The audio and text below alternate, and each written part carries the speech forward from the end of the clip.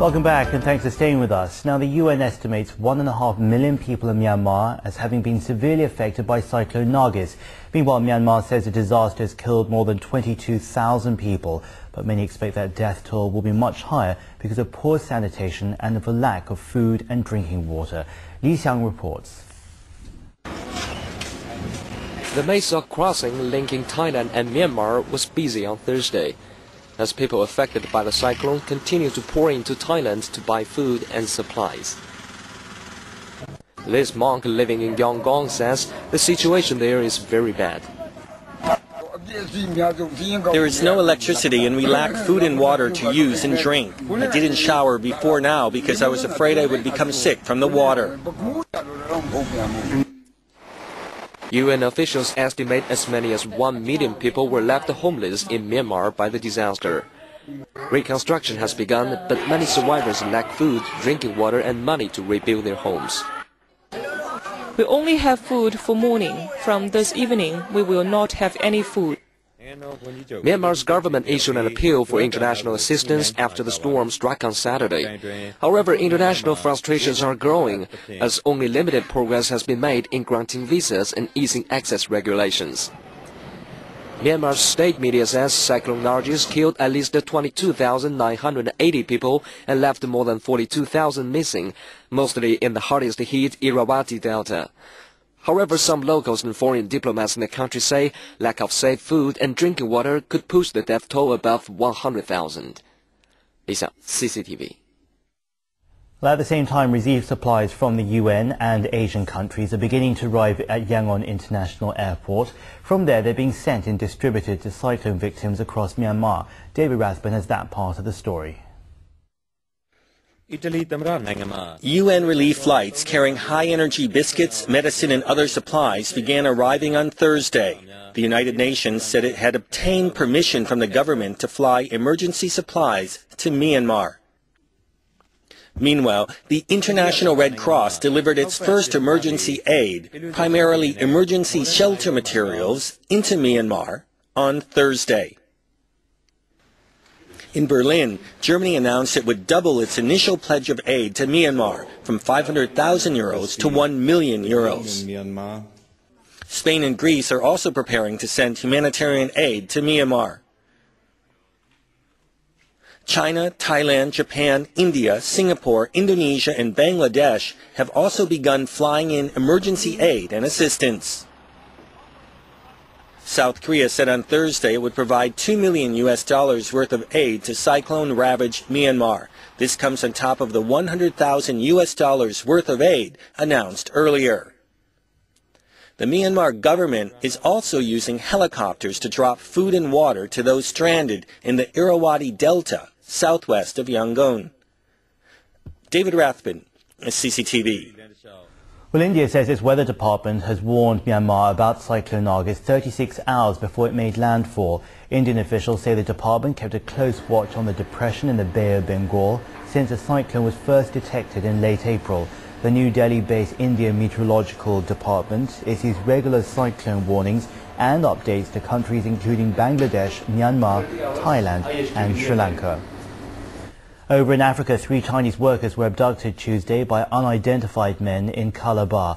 That's the capital of Nigeria's Southern Cross River state.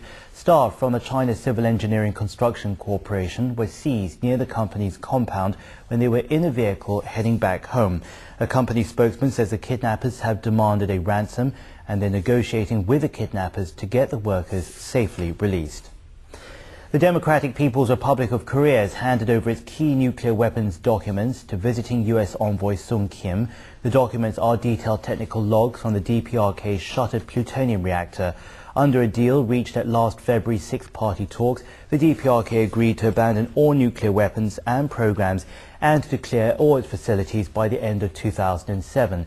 This in return for diplomatic and also economic incentives. A story now from Russia, where lawmakers have confirmed Vladimir Putin as its new prime minister.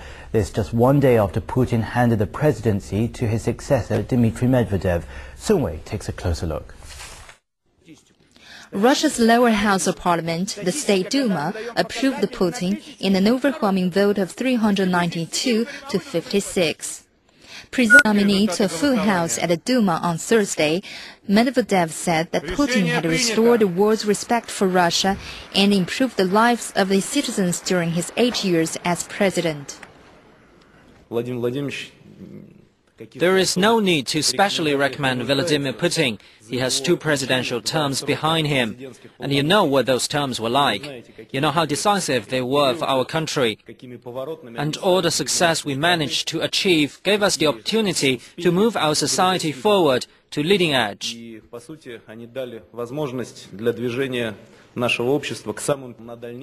Medvedev said he would sign a decree making Putin prime minister later in the day. Putin, in response, appealed to Russian patriotism and the need to support the armed forces. Only battle-ready, well-equipped armed forces with high morale will be capable to defend the country's sovereignty and integrity. More than 300 models of weapons and military equipment have been added to our armory starting from 2001, and this is not enough. The switch comes after months of political arrangement by the popular Putin to maintain a role in ruling Russia after stepping down. Barred by term limits from running in the March presidential vote, he anointed Medvedev as his favored successor in December and pledged to serve as his prime minister. Medvedev formally nominated Putin in one of his first acts as president on Wednesday. His confirmation was never in doubt in the Duma, where his United Russia Party holds 315 of the 450 seats. Song Wei, CCTV. Staying in Moscow, financial markets have reacted well after lawmakers voted in favor of Vladimir Putin taking over as Russia's prime minister.